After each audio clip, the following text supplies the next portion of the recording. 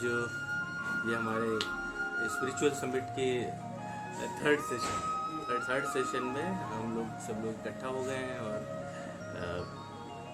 भगवान राम और माता सीता की कृपा से हनुमान चरित पर चर्चा कर रहे हैं। तो सबसे पहले भगवान गणेश और सरस्वती माता को वंदना करते हुए आगे बढ़ेंगे। गजाननं भूतगणादिसेवितं कपितजम्बूफलचारुभक्षणम् उमासुतं शोकविनाशकारकं नमामि विघ्नेश्वरपादपङ्कजं। या कुन्देन्दुतुषारहारधवला या शुभ्रवस्त्रावता या वीणावरदण्डमण्डितकरा या श्वेतपद्मासिना या ब्रह्माच्युतशङ्कर प्राभृत्यभिर्देवै सदा वन्दिता। सा मां पातु भगवती सरस्वती निःशेषजाड्यापहा। कर्पूरगौरं करुणावतारं भुजगेन्द्रहारं संसारसारं सदा वसन्तं हृदयारविन्दे ॐ भवानी सहितं नमामि। त्वमेव माता च पिता त्वमेव बन्धुश्च सखा त्वमेव विद्या द्रविणं त्वमेव सर्वदेवदेव। वक्रतुण्ड महाकाय सूर्यकोटिसमप्रभ निर्विघ्नं कुरु मे देव सर्वकार्येषु सर्वदा। गुरुर्ब्रह्मा गुरुर्विष्णु गुरुदेवो महेश्वरा गुरु साक्षात् परब्रह्म तस्मै श्री गुरुवे नमः। ज्ञान के परम धाम भगवान शंकर हैं, जहाँ से सब आता है। तो प्रारंभ में हम लोग रुद्राष्टक का एक बार स्मरण करेंगे और उस स्मरण के बाद हम लोग वापस उसी स्थान से प्रारंभ करेंगे। नमामि शमीशान निर्वाण रूपम विभुं व्यापकं ब्रह्म वेदस्वरूपं निजं निर्गुणं निर्विकल्पं निरीयं चिदाकाशवाकाशवासं भजेऽहं। निराकारोङ्कारमूलं तुरीयं गिराज्ञानगोतीतमीशं गिरीशं करालं महाकालकालं कृपालं गुणागार संसार पारं नतोऽहं। तुषाराद्रिशङ्काशगौरं गम्भीरं मनोभूतकोटिप्रभाश्रीशरीरं स्फुरन्मौलिकल्लोलिनी चारुगङ्गा लसद्भालबालेन्दुकण्ठे भुजङ्गा। चलत्कुण्डलं भ्रूसुनेत्रं विशालं प्रसन्नाननं नीलकण्ठं दयालं। मृगाधीशचर्माम्बरं मुण्डमालं प्रियं शङ्करं सर्वनाथं भजामि। प्रचण्डं प्रकृष्टं प्रगल्भं परेशम् अखण्डम् अजं भानुकोटिप्रकाशं त्रयाशूलनिर्मूलनं शूलपाणिं भजेऽहं भवानी पतिं भावगम्यं। कलातीतकल्याणकल्पान्तकारी सदा सज्जनानन्ददाता पुरारी चिदानन्दसन्दोहमोहापुहारी प्रसीद प्रसीद प्रभो मथारि। न यावदुमानाथ पादारविन्दं भजन्ति हि लोके परे वा नराणां। न तावत् सुखं शान्ति सन्तापनाशं प्रसीद प्रभो सर्वभूतादिवासं। न जानामि योगं जपन्नेव पूजां न तोऽहं सदा सर्वदा शम्भुतोभ्यं जराजन्मदुःखोपतातप्रमाणं। प्रभो पाहि आपन्नमामीश शम्भो। रुद्राष्टकमिदं प्रोक्तं विप्रेण हरतोषये ये पठन्ति नरा भक्त्या तेषां शम्भु प्रसीदति। तो हम लोग जो है वो माता किशोरी की कृपा से इस भक्ति मार्ग पर थोड़ा सा आगे बढ़ने का प्रयास करते हैं। और पिछले सत्र में हम लोग दोहा और चौपाई संख्या शुरू के 2 दोहे और 12 चौपाइयों तक हम लोग पार कर गए थे। तो भगवान राम से और माता सीता से प्रार्थना करते हैं कि वो हम लोगों को सद्बुद्धि दें, और मुझसे आप सभी लोगों से प्रार्थना है कि मेरे लिए प्रार्थना करें कि हम सही समय पर सही शब्द का प्रयोग करें। जो भगवान ने मुझे जितनी अल्प बुद्धि दी है उसके अनुसार मैं प्रयास करूंगा राम कथा कहने की, और कोई भी त्रुटि किसी प्रकार की हो तो आप लोग मुझे क्षमा करें।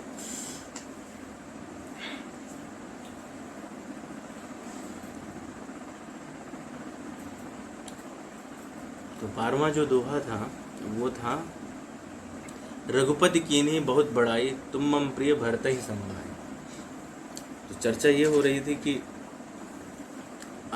भगवान राम उनकी हनुमान जी की अत्यंत बड़ाई करते हैं हर तरह से।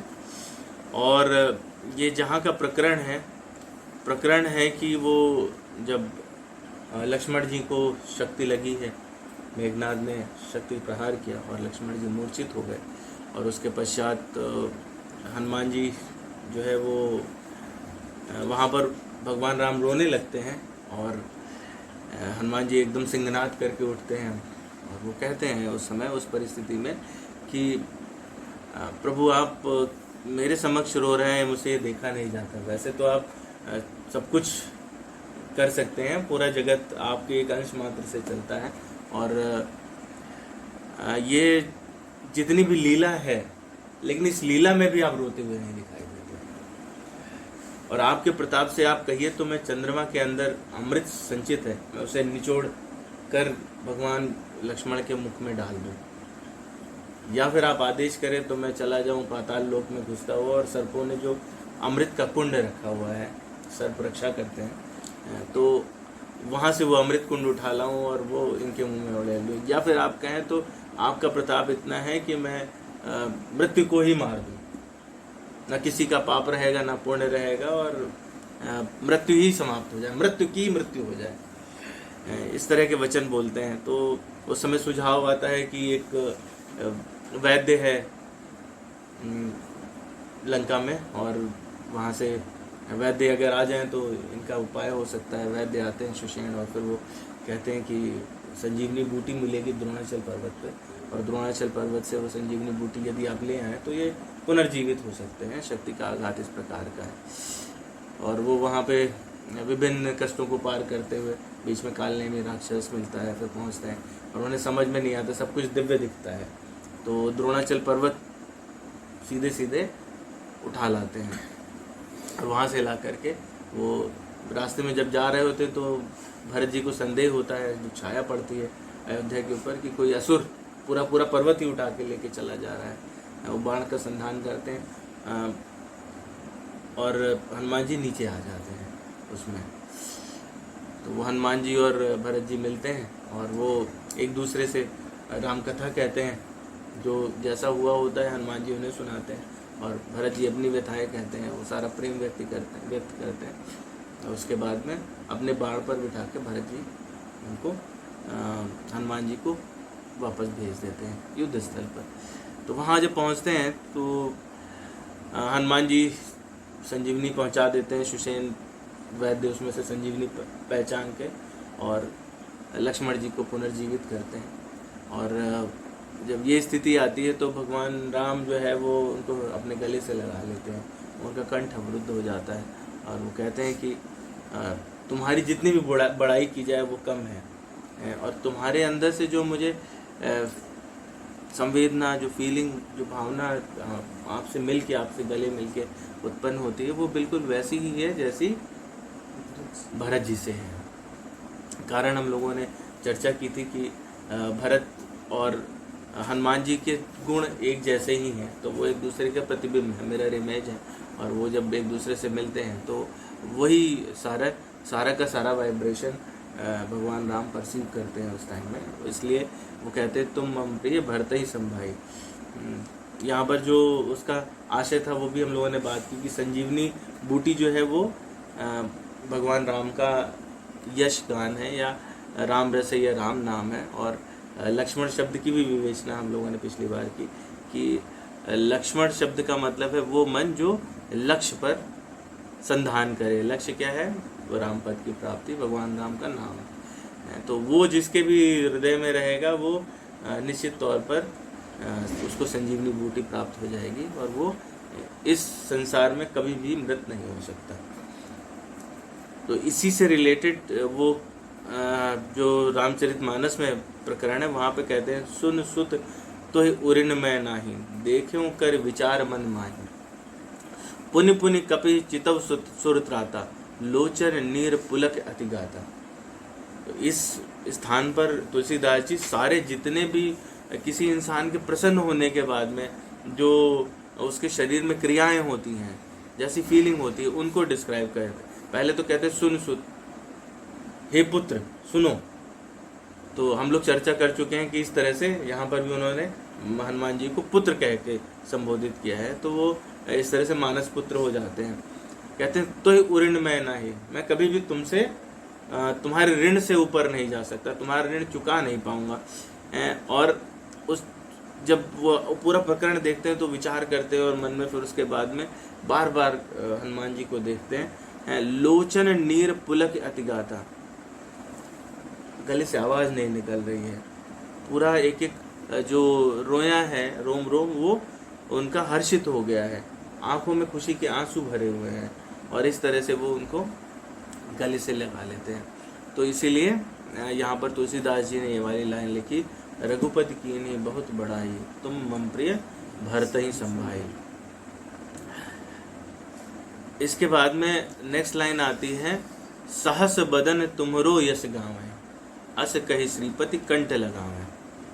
सहज साधारण, अगर इसका कोई बहुत ही साधारण भाषा में अर्थ लगाएंगे तो लगेगा कि अगर सैकड़ों सहस बदन, सैकड़ों शरीरों से तुम्हारा अगर यश हनुमान जी गाया जाए तो वो पूरा नहीं पड़ेगा। और ऐसा कह करके भगवान राम उन्हें गले से लगा लेते हैं। जो यहाँ पर सहस्त्र शब्द है, सहस्त्र का तद्भव है, बिगड़ा हुआ रूप है हिंदी में सहस, और बदन जो है वो संस्कृत का शब्द है। तो वो बदन शब्द है वो भी तद्भव है, वो मुख को कहते हैं। तो वो व्यक्ति या वो व्यक्तित्व जिसके हजारों मुख हों और वो भी उनका यशगान करता है, तो वो सहस्त्र मुख वाला व्यक्तित्व कौन है? लक्ष्मण जी। अभी हम लोग उसी श्रृंखला में आगे बढ़े, संजीवनी बूटी मिल चुकी है, वो उठे हैं, जब जीवन प्राप्त हो गया और जिसकी वजह से हुआ तो उसका यशगान तो करना बनता है।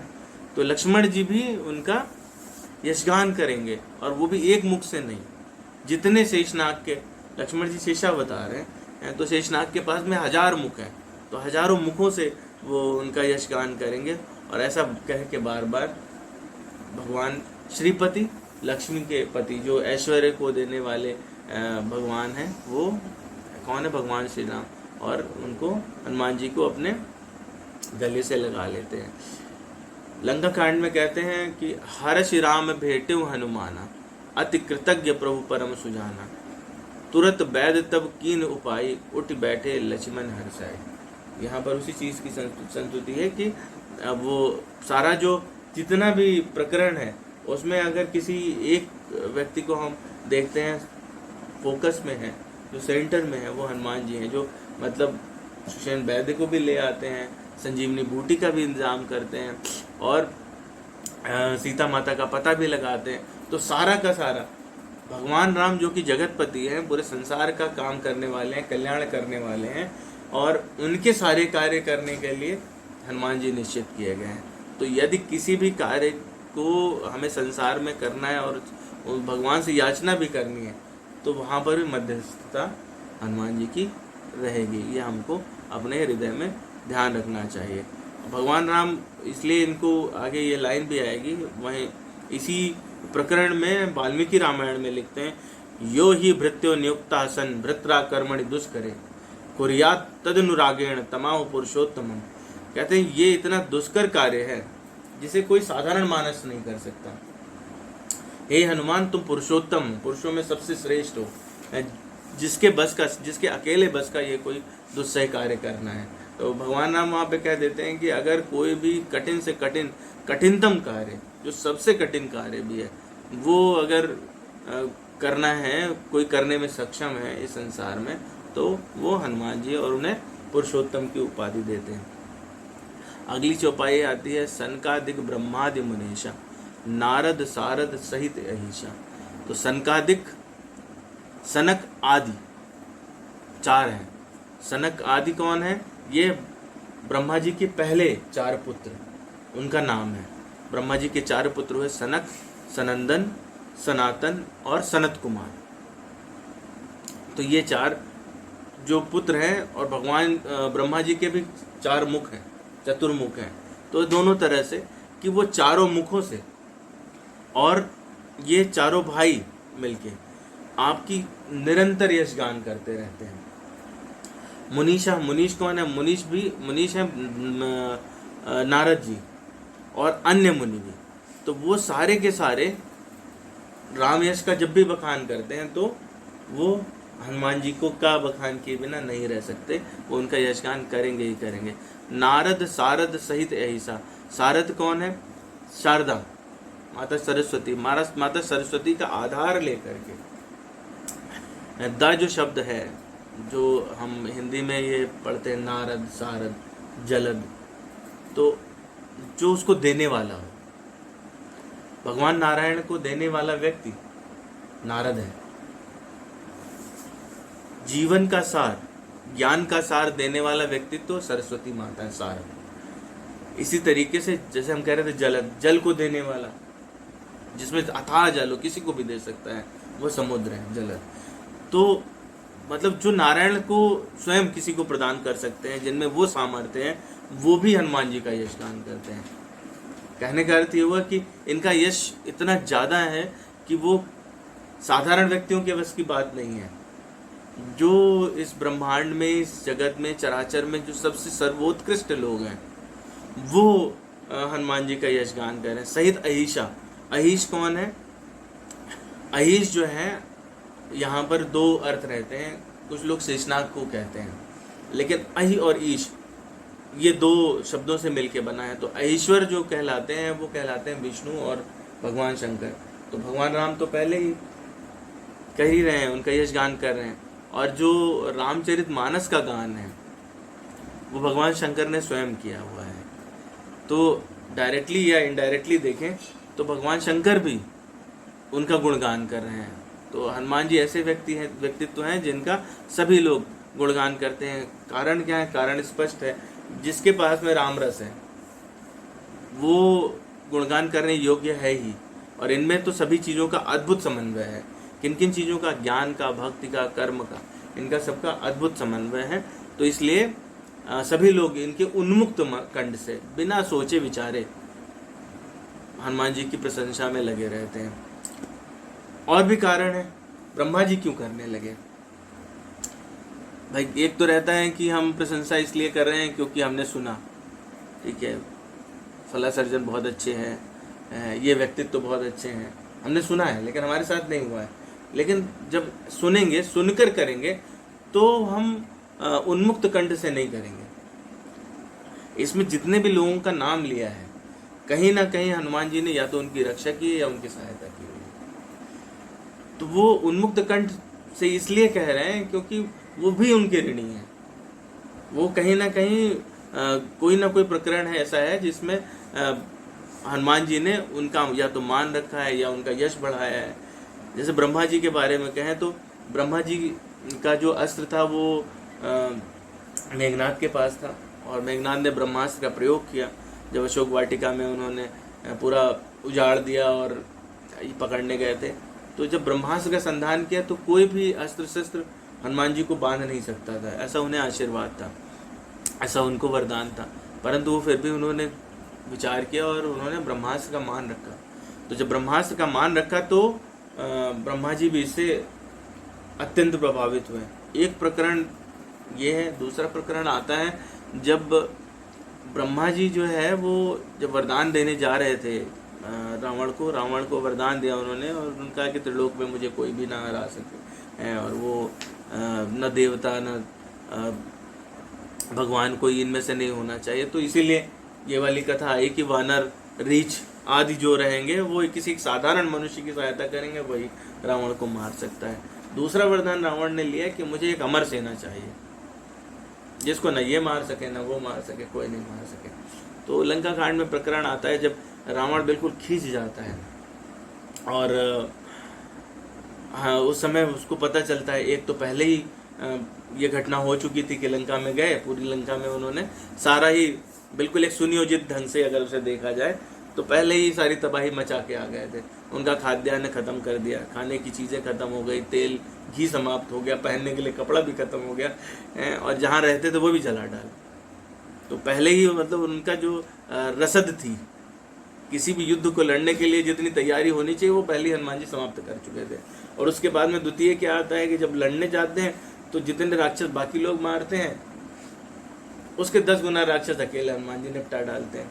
तो हर बार जो सेना जाती है उसमें 2-4 मरे कुचले वो वापस आते हैं। हर बार बोले कि किसने मारा, बोले वो तो राम ने मारा, बोले नहीं लक्ष्मण ने मारा, बोले नहीं, बोले फिर किसने मारा, एक विशाल काय मरकट है जो कटकटा के दौड़ता है, कभी मुक्के से मार डालता है, कभी गदा से मार डालता है, और जो बचे कुचे रहते हैं पीछे चले जाते हैं उन्हें पूंछ से मार देता है। तो बोले कि अच्छा ठीक है, आदेश जारी किया जाए कि हम इनको पकड़ के लाओ। चारों सेनाएं आज जो है वो हनुमान पे अटैक करेंगी। चारों सेनाएं हनुमान पे अटैक करती हैं। तो उस समय भगवान राम देखते हैं कि चारों तरफ से, और जामवंत जी देखते हैं, लक्ष्मण जी कहते हैं मैं जाता हूँ इनकी हेल्प करने के लिए। बोले नहीं ज़रूरत नहीं है, इसमें अभी हमने प्रण लिया हुआ है, कोई शस्त्र नहीं उठाएंगे। बोले बिना शस्त्र के कैसे? और हनुमान जी उस समय नियत थे, उनके पास गदा भी नहीं है। तो बोले बिना शस्त्र के कैसे? बोले तुम देखो बस खाली। जैसे ही सारे लोग उनके ऊपर एकदम विशालकाय हो जाते हैं और सब इधर उधर। फिर उसके बाद में वो नाचना शुरू करते हैं, किसी को मुक्का, किसी को दांत से काटा, कुछ लोग जो है वो पीछे जो छुपे, जैसे ही घूमे पूरी पूंछ घुमाई और सब उड़ते हुए चले गए। पूरी सेना का, चारों सेनाओं का संहार हो जाता है। वो वापस फिर जाते। बोले कि भाई आज की क्या खबर है? बोले खबर क्या है, हम ही 10 बचे हैं, बाकी सब तो निपट गया है वहाँ पे। तो बोले अब क्या कर, किसने मारा? राम ने? बोले ना। लक्ष्मण ने? बोले ना। वही बंदर। बोले बंदर ठीक है, अब की बार हम जो हमारी विशेष सेना है उसे भेजेंगे, अमरत्व का वरदान है। सभी लोग घबरा जाते हैं। जो भगवान राम के साथ होते हैं उनको चिंता हो जाती है कि ये तो अमर है सारे के सारे, इन्हें मार नहीं सकते, तो इनसे जीतेंगे कैसे? ये तो युद्ध जो है अनंत काल तक चलता रहेगा, और वो भी ब्रह्मा जी का दिया हुआ वरदान है, काट भी नहीं सकता कोई। तो उसमें फिर आशय लिया जाता है। बोले कौन करेगा रक्षा? बाणों से मार सकते? बोले नहीं। बोले फिर इनको जला सकते हैं? बोले नहीं, अमर हैं, जलेंगे कैसे? कोई उपाय ही नहीं है। तो हनुमान जी की तरफ देखा जाता है, तो भगवान से कहते हैं कि आपका प्रताप होगा तो सब ठीक हो जाएगा, आप टेंशन मत लो, ठीक है, सब सही रहेगा। वापस सेना घेर लेती है, हनुमान जी पे अटैक होता है। तो हनुमान जी क्या करते हैं कि उनको सबको इकट्ठा पूंछ में लपेटते हैं और एस्केप वेलोसिटी से चले जाते हैं। एस्केप वेलोसिटी से जाने के बाद में उन्हें ब्रह्मांड में छोड़ के वापस आ जाते हैं। तो वो सारे के सारे मतलब इतनी तेज थ्रो करते हैं, खुद गुरुत्वाकर्षण से बाहर न जा करके सारे अमर सेना को, तो वो अमर तो रह गए पर वो युद्ध के लिए वापस नहीं आ सकते। तो ब्रह्मा जी का जो वरदान है वो यहाँ पर भी अस्तित्वहीन नहीं होता, वो बना हुआ है। तो अगर किसी का मान इस प्रकार से रखा जाए तो वो तो बिल्कुल खुले गले से ही तारीफ करेगा। तो इसलिए उन्मुक्त कंठ से ब्रह्मा जी, विष्णु, महेश सभी लोग मिलकर के हनुमान जी की प्रशंसा करते हैं। आशय ये है कि हमको भी उन्मुक्त कंठ से भक्तों की प्रशंसा करनी चाहिए। जो भक्त निष्काम भक्ति करता है, बिना आशा के, एकदम शरणागत, अगर हम उसके शरण में लग जाते हैं तो हमारी वही गति होती है जो उस भक्त की होती है। और वो भक्त जो है वो इस संसार में सद्गुरु का स्थान रखता है। तो हनुमान जी वास्तव में सद्गुरु हैं। यदि हम उनकी शरणागति लेंगे तो जो भी इस संसार में मिलने वाली चीज़ें हैं वो स्वतः ही मिल जाएंगी, वो यश हमें स्वतः ही मिल जाएगा, हमें उसके लिए तनिक भी प्रयास नहीं करना पड़ेगा। अगली पंक्ति तुलसीदास जी लिखते हैं, जम कुबेर दिगपाल जहाँ ते, कभी कोबिद कही सके कहाँ ते। जम यानी यमराज, यम। कुबेर आप सभी लोग जानते हैं, ठीक है, जो धन के राजा हैं, लक्ष्मी जी के गण हैं, तो वो कुबेर कहलाते हैं। बाकी और भी दिक्पाल हैं। दिक्पाल 8 हैं। दिक्पाल मतलब, दिग मतलब दिशा, जो अलग अलग दिशाओं की रक्षा करते हैं, अलग अलग दिशाओं को सुरक्षित रखते हैं। तो टोटल में 8 दिक्पाल हैं। इंद्र, ईशान, कुबेर, अग्नि, वरुण, वायु, यम और नैऋत्य, ये 8 हैं। तो 8 मतलब हर दिशा से जो जहाँ जहाँ है, जिस भी स्थिति में है, वो सारे के सारे आपका गुणगान कर रहे हैं। उनके ऊपर भी जो छोटे मोटे कवि हैं वो भी, और उनसे ऊपर भी जो विभिन्न धर्म ग्रंथ लिखने वाले लोग हैं वो भी, तो कवि भी, कोविद भी और दिक्पाल भी, यम, कुबेर सभी मिल करके कोशिश कर रहे हैं। तो छोटा मोटा जो कवि है वो इतने से बड़े बड़े लोग हर दिशा से आपका यशगान कर रहे हैं, तो छोटा मोटा कवि मेरे जैसा, तुलसीदास जी अपनी बात करें, मेरे जैसा छोटा मोटा कवि आपकी प्रशंसा क्या ही कर पाएगा। तो वो ये लाइन इस बात को दर्शाती है कि हम को उतना ही सहृदय होना चाहिए, एक भक्त को उतने ही निचले लेवल पे होना चाहिए, उतना ही सरल होना चाहिए।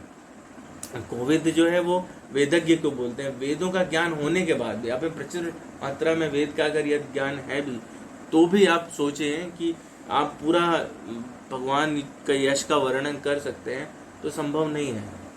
ये हमारी जो प्राकृतिक जीवा है या हमारा प्राकृतिक मस्तिष्क है जो धरती पर है, उससे संभव नहीं है, ठीक है। उसके लिए हमें कुछ पारलौकिक ही चाहिए होगा। तो उसमें, और यहाँ पर जो है यम का वर्णन या कुबेर का वर्णन विशेष रूप से किया गया है। तो यम का वर्णन क्यों किया गया है? तो हम ये प्रशंसा वाली लाइनें चल रही हैं। शुरू के हमने शुरुआत में यह चर्चा की थी कि 10 जो है वो दूध की क्वालिटीज़ और हनुमान जी का सारा वर्णन है, उनकी बड़ाई है। उसके बाद वाले जो है वो कृत्य हैं, और ये कृत्य ही पूरी रामचरितमानस है। अगर हम शुरू से देखेंगे तो इसमें पूरी रामचरितमानस एक एक घटना परिलक्षित हो जाती है। तो अगर आप हनुमान चालीसा ठीक से गाते हैं, थोड़ा सा उसको मन से स्मरण करते हैं, तो आप रामचरितमानस स्वतः स्मरण कर जाते हैं। तो यम जो है वो उनको क्यों विशेष रूप से यहाँ पर उन्होंने उल्लेख किया होगा?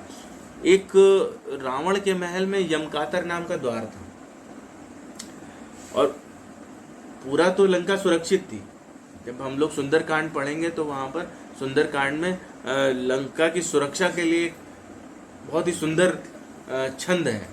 कनक कोट विचित्र मणिकृत सुंदरा यतना घना चौहट हट्ट सुबट्ट बीती चार पुर बहुविध बना। जब हम लोग सुंदरकांड पे चर्चा करेंगे तो ये बहुत ही सुंदर छंद है। मतलब मैं बचपन में, मुझे लगता है कि शायद 4th क्लास से गा रहा हूँ मैं इसको, ठीक है, उतना ही आनंद देता है ये। तो उसमें पूरी लंका का वर्णन है। और तुलसीदास जी इतने फोकस्ड हैं कि वो फालतू चीज़ों का ज़्यादा बखान करते नहीं हैं। उस छंद में ही उन्होंने पूरी लंका का वर्णन कर दिया, उसके अलावा लंका का वर्णन कहीं नहीं किया है। जबकि लंका के ऊपर अगर उसकी कलाकृति और उसकी सुरक्षा और सारी चीज़ों पे देखें तो पूरा ग्रंथ लिखा जा सकता है। भगवान शंकर ने बनाई थी वो, तो उसमें किसी प्रकार से कोई त्रुटि होने की संभावना नहीं थी। तो उसका सुरक्षा इतना ज़्यादा तगड़ा था कि कोई अंदर घुस नहीं सकता था। प्रमुख द्वार पे लंकनी होती थी, और अंदर अगर कोई चाहे कि मान लो सूक्ष्म होके या किसी दूसरे मार्ग से घुस जाए तो नहीं घुस सकता था। यमकातर नाम का द्वार इसलिए था कि मृत्यु और किसी गेट से नहीं घुस सकती है, मृत्यु उसी गेट से घुस सकती है जो यमकातर द्वार है। और वहां पर भी उसे पहले रावण से परमिशन लेना, ये राक्षस तुम्हारा मरने वाला है, कहो तो ले जाऊं। रावण कहेगा पागल है क्या, वही 10 साल बाद, ठीक है वापस जा। तो यमराज की ये परिस्थिति थी। जब हनुमान जी वहाँ जाते हैं तो वो जब लंका विध्वंस करते हैं उस समय वो यमकातर द्वार तोड़ देते हैं, तो जो उसका सुरक्षा कवच है वो ढह जाता है। और अब यमराज को स्वतंत्रता हो जाती है कि जिसका टाइम आ गया बोले ठीक ठीक चलो आज 8 उठाने हैं हमको, आज 16 उठा लेंगे, आज 100 उठा लेंगे। तो यमराज स्वयं इसलिए उनका यशगान करते, बोले कितने टाइम से मेरे काम में बाधा आती, जाते थे गेट पे। मतलब यमराज की परिस्थिति सोचिए ना कि एक काल की परिस्थिति क्या, हर कोई डर रहा है, जहाँ पे भी जाए बोले यमराज अरे भैया बच लो। यहाँ यमराज जो है वो रावण को देख कहता है कि हम बच लेते, किसी दिन हमको ही ना मार डाले। और जब हमको अपना काम करना तो उसके लिए भी परमिशन लेनी है कि भाई आपके घर में घुसे क्या, उसी दरवाजे से, वो जो वाला बैक डोर वाला एंट्री है तो उसको तोड़ देते। तो अब यम जो है वो कहीं भी जा सकते हैं। कुबेर को तो उसने कब्जे में कर रखा था, तो जब लंका विध्वंस होती है तो कुबेर भी रिलीज हो जाते हैं। तो ये सारे इसलिए तो सबका अपना पर्सनल बेनिफिट है, वो तो है ही है कि यशगान पहले से चल रहा है, लेकिन वो सभी लोग देख रहे हैं कि भाई जो भी कार्य हो रहा है वो हनुमान जी के पराक्रम से, उनके विक्रम से हो रहा है, पर अपना पर्सनल एडवांटेज के कारण भी सारे ही उन्मुक्त कंठ से गान कर रहे हैं। और जब इतने बड़े बड़े लोग गान कर रहे हैं तो एक छोटा कवि उसमें अगर वो अपने आप को किसी तरह से कहता है कि वो वेदों का जानने वाला भी है तो भी क्या गान कर पाएगा। अगली चौपाई आती है, तुम उपकार सुग्रीव ही कीना, राम मिलाए राजपद दीना। हनुमान जी ने उपकार किया किसके ऊपर? सुग्रीव जी के ऊपर। उपकार जो शब्द है, उपकार का मतलब होता है उप और कार। उप मतलब पास, कार मतलब कृति, है ना। उपनयन संस्कार हम लोग सुनते हैं, या फिर उपनिषद। उपनिषद का मतलब होता है उपनिषद, भगवान के पास जो आपको करीब ले जाए, करीब बैठे, ठीक है। तो वो है इसी तरह से उपकार मतलब जो करीब लाने की कृति है। तो सुग्रीव को किसके करीब में लेके आए? भगवान राम से। वो तो बेचारे फंस गए थे। बाली वाला प्रकरण पता है हमको सबको कि बाली ने जो है इतना खदेड़ा, सुग्रीव भागे वहां से और वो ऋषिमुख पर्वत पे चले गए। वहां पर जो है वो बाली को श्राप था कि ऋषिमुख पर्वत पे नहीं आ सकता है, आएगा तो वो भी, तो इसलिए वो वहां पे नहीं आता। तो ये वहां छुपे रहते थे। जब दूर से कोई दिखाई देता तो हनुमान जी को भेजते थे, जाओ देखो वो कहीं ऐसा तो नहीं कि बाली के सेना वाले आए हमको अभी उठाने के लिए इधर, या बाली स्वयं आ गया है हमको मारने के लिए, पता लगवा रहा है। तो ऐसी परिस्थिति में जो पूरी दुनिया से छुपा हुआ हो उसको भगवान के कोई करीब ले आए, तो उसके लिए उसके जीवन में सबसे ज्यादा धन्य करने वाली बात यही हो सकती है। इससे ऊपर कोई और चीज किसके लिए क्या हो सकती है कि हम मतलब गुफा में छुपे हुए हैं, हम बाहर जा भी नहीं सकते, हम सही से खुल के कोई काम भी नहीं कर सकते, और अपनी शक्ति तो क्षीण हो ही चुकी है, अपना पूरा राज्य भी जा चुका है, राज्य से निष्कृत है। तो वो व्यक्ति जिसका सब कुछ जा चुका है, जिसके पास कुछ भी नहीं है, उसको भी भगवान से मिलाने का कार्य जो है वो हनुमान जी करते हैं। बस तब एक ही शर्त है उसमें कि आपको भगवान हनुमान से एक बार अनुग्रह करना पड़ता है। एक बार अनुग्रह, मन से आप अनुग्रह एक बार करते हैं और उतने से ही काम हो जाता है। तो तुम उपकार सुग्रीव ही कीना, राम मिलाए राजपद दीना। और हनुमान जी जब उपकार करते हैं तो वो दोनों चीजें, राम पद भी देते हैं और राजपद भी देते हैं। जैसे ही राम जी से मिले उसके बाद बालीवध हो गया, उन्हें किष्किंधा का राजा घोषित कर दिया गया, तो वो राजपद भी मिलता है। तो आपको सांसारिक मान प्रतिष्ठा और यहाँ के जितने भी भोग हैं वो तो मिलने ही मिलने हैं। एडिशनली आपको स्पिरिचुअल बेनिफिट मिलता है जब आप हनुमान जी से कनेक्ट करते हैं, उनकी उपासना करते हैं। तो इस तरह से देखें तो जो अयोग्य है उसको भी उस योग्य बनाने का कार्य जो है वो हनुमान जी का है। तो हनुमान जी से प्रार्थना का प्रयोजन मात्र यही है कि हम कितने भी अयोग्य हैं, हमको आप इस तरह से उठाएं कि हम भगवान के करीब जा सके, उनके चरणों में हमारा स्थान हो सके।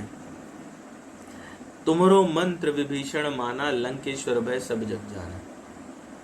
कौन सा मंत्र विभीषण जी ने माना जिससे वो लंकेश्वर बन जाते हैं? जब हनुमान जी लंका में पहुंचते हैं और ढूंढ रहे हैं सीता माता को, और पता नहीं लग रहा है, क्योंकि लंका बनाई ही इतनी विचित्र गई थी, इतना ज़्यादा मायावी थी और इतना ज़्यादा सुंदर थी कि वहाँ पर पता कर पाना ठीक से वो इतना आसान नहीं था। तो उस समय में जब ढूंढते हैं तो तुलसीदास जी लिखते हैं सुंदरकांड में, मंदिर पंदिर प्रतिकर शोधा, देखे जहाँ तहाँ अगणित जोधा। मंदिर मंदिर मतलब एक एक महल जो मंदिर के समान खूबसूरत है, उसको उसमें रिसर्च कर रहे हैं, ढूंढ रहे हैं, लेकिन कहीं पर भी सीता माता का पता नहीं लगा पाते हैं।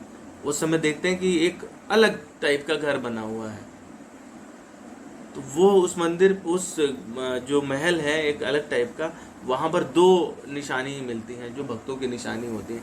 एक भगवान राम का चिन्ह मिलेगा, दूसरा तुलसी माता। तुलसी माता का जो उनका फ़ायदा है, तुलसी माता से जो आपको लाभ है वो ये है कि वो जहाँ पर भी रहती हैं वो सीधे वैकुंठ का द्वार खोल देती हैं। भगवान से कनेक्शन अगर किसी को ईजीएस्ट वे में चाहिए तो वो हनुमान जी से कनेक्ट करे और तुलसी वंदना करे, अपने घर में तुलसी रखे, समस्त कष्ट वो यहीं पर खत्म हो जाते हैं, इसके बियॉन्ड कभी जाते नहीं हैं। जो हमारा आयुर्वेद है, आयुर्वेद में तुलसी की महिमा अपनी है ही, हम सभी लोग जानते हैं कि कोई भी डिजीज़ अगर आपको है तो उसमें तुलसी आपको हेल्प करती है, उसमें बहुत सारी प्रॉपर्टीज़ होती हैं, इन पर बहुत सारी रिसर्च भी हो चुकी है।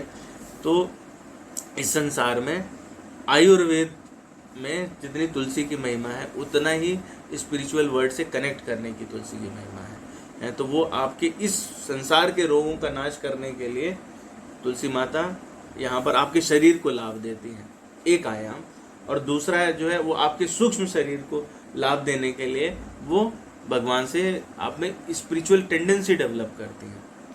तो वो स्पिरिचुअल टेंडेंसी अगर आपको दिखाई दे रही है तो मान के चलिए वो भगवान का भक्त होगा। तो वहाँ पर विभीषण जी के घर के बाद बाहर में, और एक नहीं, वो लिखते हैं 9 तुलसी का वृंदता, मतलब नई नई तुलसियाँ और बहुत सारी, मतलब पूरा बगीचा ही है ऐसी जगह। तो वहाँ पर जब देखते हैं तो उसी समय विभीषण जी उठते हैं और वो भगवान राम का स्मरण करते हैं, और तब हनुमान जी कहते हैं कि चलो अब इस व्यक्ति से ये तो जरूर ही सज्जन होगा।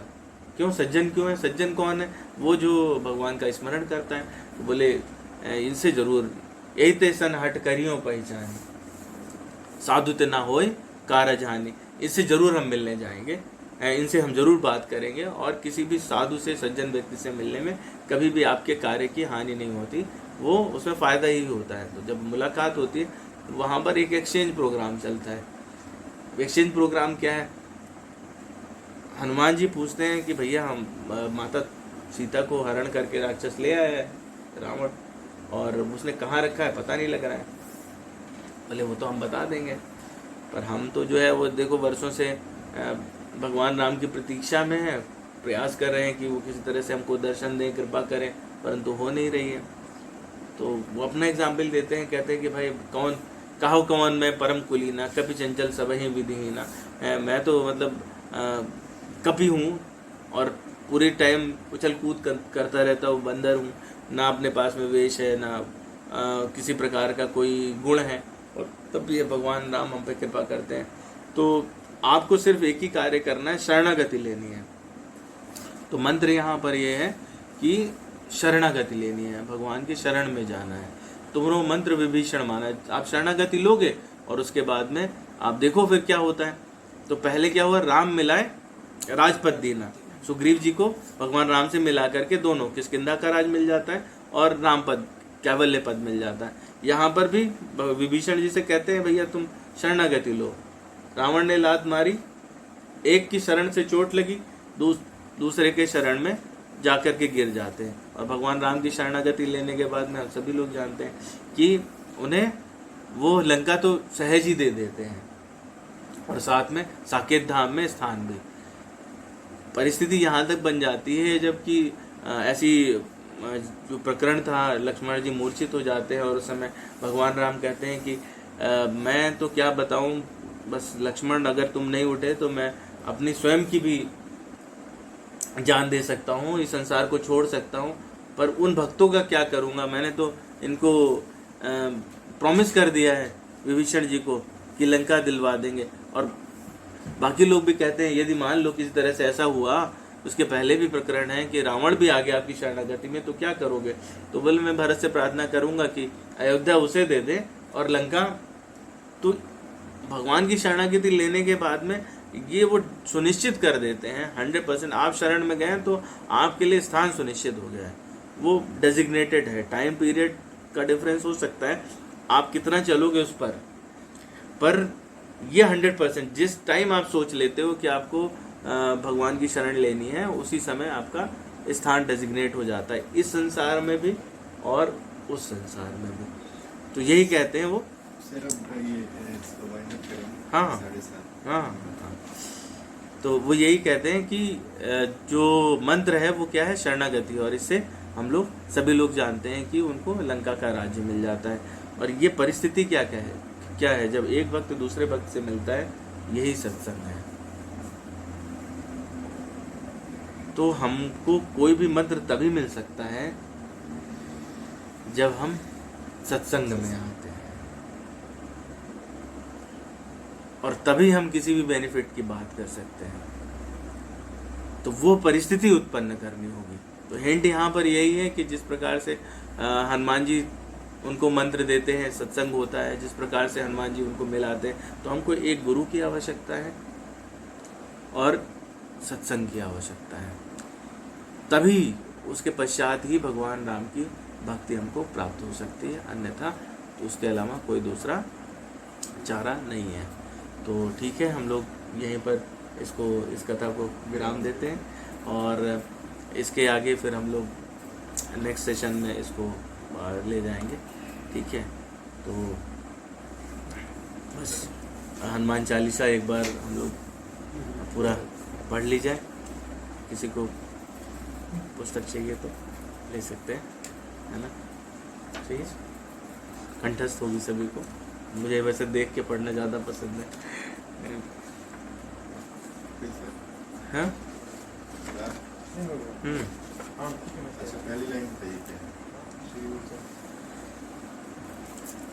प्रारंभ करते हैं। श्री गुरु चरण सरोज रज निज मन मुकुर सुधारि, वर्णौ रघुवर विमल यशो जोदायक फल चारि। बोधहीन तनु जानिके सुमिरो पवन कुमार, बल बुद्धि विद्या देहु मोहि हरहु कलेश विकार। जय हनुमान ज्ञान गुण सागर, जय कपीस तिहु लोक उजागर। राम दूत अतुलित बल धामा, अंजनी पुत्र पवन सुत नामा। महावीर विक्रम बजरंगी, कुमति निवार सुमति के संगी। कंचन वरण विराज सुबेशा, कानन कुंडल चित केसा। हाथ वज्र ध्वजा विराजे, कांधे मूंज स्नेहु साजे। शंकर सुवन केसरी नंदन, तेज प्रताप जगवंदन। विद्यावान गुणी अति चातुर, राम काज करिबे को आतुर। प्रभु चरित्र सुनिबे को रसिया, राम लखन सीता मन बसिया। सूक्ष्म रूप धरि सियहि दिखावा, विकट रूप धरि लंक वा। भीम रूप धरि असुर संहारे, रामचंद्र काज समारे। लाय सजीवन लखन जियाए, श्री रघुबीर हरषि उर लाए। रघुपति कीन्ही बहुत बड़ाई, तुम मम प्रिय भरतहि सम भाई। सहस बदन तुमरो यश गाँव, अस कहि श्रीपति कंठ लगावे। सनकादिक ब्रह्मादि मुनीषा, नारद सहित यहीशा। जम कुबेर दिगपाल जहाते, कवि कोविद कहि सके कहाते। तुम उपकार सुग्रीव कीना, राम मिलाए राजपद दीना। तुमरो मंत्र विभीषण माना, लंकेश्वर भय सब जग जान। युग सहस्त्र जो जन पर भानु, लील्योताहि मधुर फल जानू। प्रभु मुद्रिका मेलि मुख माहि, जलधि लांघ गए अचरज नाय। दुर्गम काज जगत के जेते, सुगम अनुग्रह तुम रे तेते। राम दुआरे तुम रखवारे, होत न आज्ञा बिनु पैसारे। सब सुख लाय तुम्हारी शरण, तुम रक्षक काहू को डरना। आपन तेज समारो आपै, तीनों लोक हाँकते कांपे। भूत पिशाच निकट नहीं आवे, माँ पीर जब नाम सुनावे। नासै रोग हरे सब पीरा, जपत निरंतर हनुमत बीरा। संकट ते हनुमान छुड़ावे, मन क्रम वचन ध्यान जुलावे। सब पर राम तपस्वी राजा, तिनके काज सकल तुम साजा। और मनोरथ जो कोई लावे, सोई अमित जीवन फल पावे। चारों जुग पर ताप तुम्हारा है, प्रसिद्ध जगत उजियारा। साधु संत के तुम रखवारे, असुर निकंदन राम दुलारे। सिद्ध नवनिधि के दाता, यस बर दीन निकी माता। राम रसायन तुमरे पासा, सदा हो रघुपति के दासा। तुमरे भजन राम को पावे, जन्म जन्म के दुख बिसरा। अंत काल रघुबरपुर जाई, जहाँ जन्म हरि भक्त का। ये और देवता चित न धरई, हनुमत से सर्व सुख करई। संकट कटै मिटै सब पीरा, जो सुमिरै हनुमत बलबीरा। जय जय जय हनुमान गोसाई, कृपा कर गुरुदेव की नाय। जो सत बार पाठ कर कोई, छूटै बंदी महासुख होय। जो या पढ़े हनुमान चालीसा, वही सिद्ध साखी गौरी सा। तुलसीदास हरि चेरा की जय, नाथ हृदय मह डेरा। पवन तनय संकट हरण, मंगल मूर्ति रूप। राम लखन सीता सहित, हृदय बसो सुरभूप। वर रामचंद्र की जय, पवन सुत हनुमान की जय। हर हर महादेव। मेरी इच्छा से भगवान राम की स्तुति एक बार कर लेते हैं, ठीक है। अब हनुमान जी को बहुत बुरा लगेगा अगर हम उनके ही आराध्य की स्तुति नहीं करेंगे तो। श्री रामचंद्र कृपालु, भज मन हरण भव भय दारुणम। नव कंज लोचन कंज मुख, पद कंजारुणम। कंदर्प अगणित अमित छवि, नव नीलन इरद सुंदरम।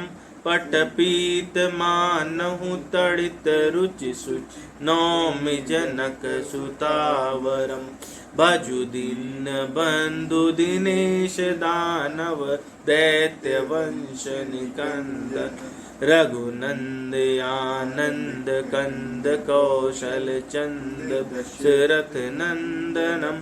सिर मुकुट कुंडल तिलक चारु, आरु अंग विभूषणम। आजान भुज सर चापुत, संग्राम जित खर दूषणम। इति वदति तुलसीदास शंकर, शेष मुनि मनरंजन। मम हृदय कंज निवास कुरु, कामादि खल दल गंजनम। मनुजाहि राचो मिलै सोवरु, अज सुंदर सावरु। करुणा निधान सुजान, सीलु सनेहु जानत रारो। एहि भांति गौरी असीस सुनि, सियस तहि हर्षियलि। तुलसी भवानी पूज पुनि, मुदित मन मंदिर चली। जानि गौरी अनुकूल, सियहि हर सुन जाय कहे। मंजुल मंगल मूल, बाम अंग पर तन लगे। जय श्री हनुमान जी की जय, जानकी माता की जय। महादेव आप सभी भक्तों की जय।